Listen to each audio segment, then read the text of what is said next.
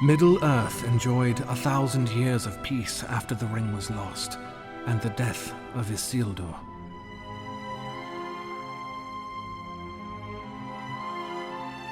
But Sauron was not dead, only cast to the shadows.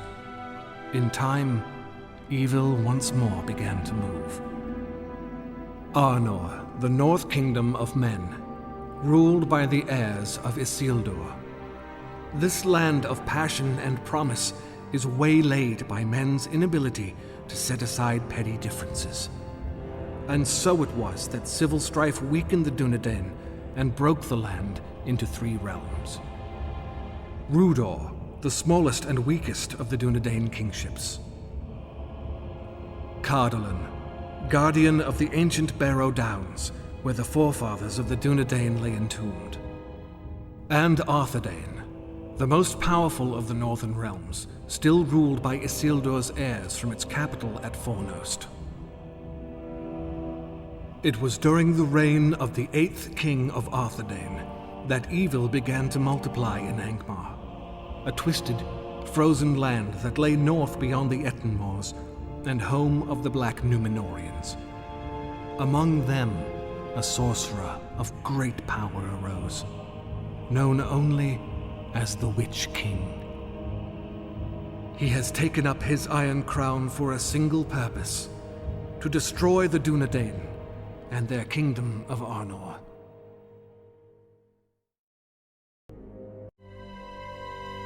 Before Arnor can be invaded, the Witch King needs a symbol to unite Angmar's proud and willful denizens. Legends say that here in ages past loomed a great fortress of the ancient darkness, its ruins dark and silent in the mountains. Rebuilding this bastion will secure the Iron Crown's dominion over the Black Númenóreans and the northern troll tribes.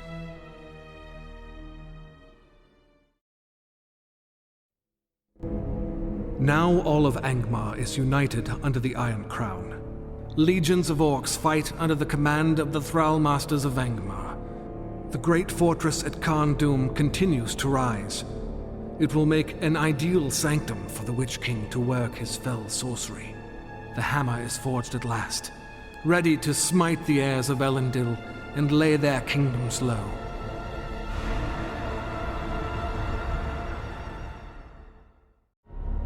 In the face of this gathering storm, King Argaleb of Arthedain reclaims the throne of all Arnor. Cardolan does not oppose him, but one faction of the Hillmen of Rodar begin to rebel.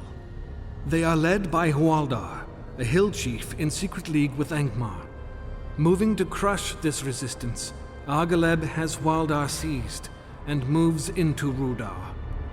But Angmar, its power ready, advances into the weakest of the Dunedain realms. Thus, one man's lust for power has given the Witch King an opportunity, and he will seize it with both hands.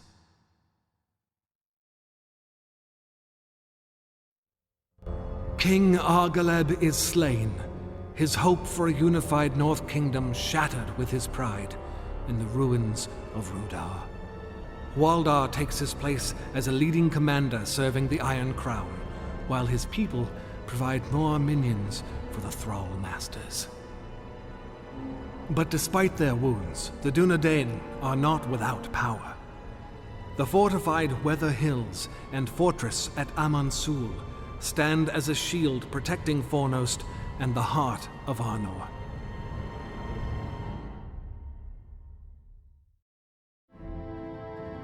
The new king, Arvaleg, son of Argaleb, with the help of Cardolan and the elves, has checked Angmar's advance. For many years they have held the frontier along the Weather Hills. Using the power of the Palantir of Amansul, Arvaleg has foiled every attack and stratagem. The Witch King must now undertake a daring and dangerous strategy, a direct assault on the fortress of Amansul. Diversionary attacks draw off the forces of Cardolan and the elves, while the main army strikes the fortress. Although not the largest bastion in Middle-earth, Amansul is host to a mighty power, the Master Palantir of the North. Aman-Sul is laid to ruin. With its garrison reduced, the great bastion of the north could not withstand Angmar's rage. But Angmar's victory is not complete. Arvaleg has escaped Aman-Sul with a prize that the Witch King covets over all others. The fall of Aman-Sul is a terrible blow to the will of the Dunedain. However, a brave band led by Arvaleg has fled the fortress with the Palantir, heading back toward Fornost. Angered by its escape, the Witch King dispatches the lieutenant of Khan Dum with orders to retrieve the stolen orb. The shards of the Palantir still contain great power. For many centuries, the Black Numenorians have dabbled in the dark arts. Now, these sorcerers have a focus to enhance and concentrate their power, unleashing a new terror upon Arnor. The destruction of Aman-Sul and its Palantir crippled the army of Arthedain, but Fornost still stands. The army and the people are prepared to defend the city to the bitter end. But the Witch King cannot commit his army to a siege at Fornost with an enemy free to attack his rear. For the army of Cardolan was not at Aman-Sul and is still in the field. A way must be devised to make them fight on ground of the Witch King's choosing. The Witch King orders his proven lieutenants, Waldar and Rogash, to seize the most sacred ground in Arnor, the Barrow Downs. With the hallowed graves of their ancestors and kings at risk, Cardolan will be forced to battle. On these grounds, Angmar can bleed them white, clearing the path for final victory.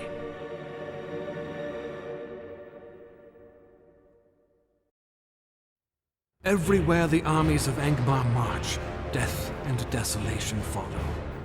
Cardolan has fallen, and all that remains is the realm of Arthedain.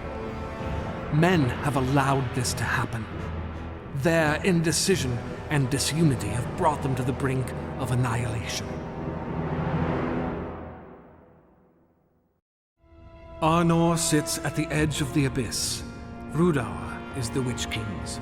Cardolan is reduced to scattered bands of refugees. Only Fornost stands between Angmar and total domination of the North. Or so it appeared. The attack on Rivendell has united the elven strongholds. Now, the elves of Lindon, Rivendell, and even Lorien march against Angmar. They are intent to drive a sword into the heart of Angmar that would last an age.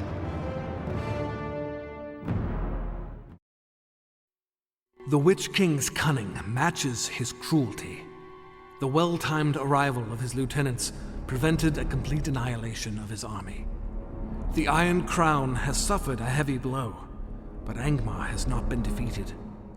It will take time to recover its strength, perhaps enough time for Arnor to rise anew. But the Witch King has no intention of allowing this to happen. The Dunedain of Arnor believe the Elven Strike will provide them a chance to recover. Given time, Arnor can finish what the elves had started. But they reckon without knowledge of the depth of the Witch King's hatred. He sends his sorcerers among the barrows of the great Arnor kings. While the desecration of this hallowed soil might break the hearts of men, the Witch King has an even darker purpose: to unleash a malevolent plague across the lands of men and elves. Though he fought with a valor rarely seen among men, the young Arnorian captain paid a price beyond death, and now serves the Iron Crown. Angmar's great plague stretched far and wide, striking at the heart of Arnor and weakening the already fragile Dunedain defenses. But the Witch King will not be satisfied until Arnor lay buried in the bodies and blood of its youth. Many years have passed since the Great Plague devastated the north. In great secrecy, the hosts of Angmar have been reforged, and the final stroke is ready to fall upon the last bastion of Arnor's power, Fornost. With its beautiful spires and unyielding walls, it alone stands between the Witch King and total victory. But the Dunedain will not fall easily. They have gathered all of their host and all of their allies for this battle. The last and decisive battle for the North is about to begin.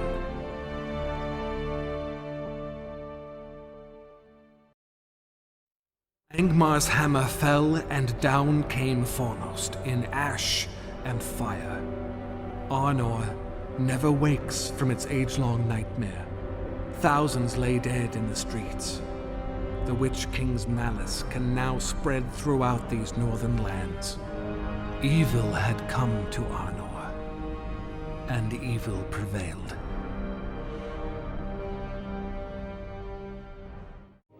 After the Witch King's bloody final triumph over Arnor, the kingdom of Gondor can look away no more, lest the Iron Crown dominate all the lands of the West. Elves and men come together to drive evil from the north forever. Eärnur of Gondor would lead the men. The elves call for Glorfindel, Elf Lord of Rivendell and Gondolin, to lead them. And so it is at the will of my people that I change from storyteller to blade-bearer once more. I ride, Elrond at my side, under Eärnur's banner. Elves and men together will drive evil from the north forever. We will not merely push the Witch King back to his lair of Carn Dûm, as we had foolishly done before. We intend the total destruction of Angmar. And this time, it will be so.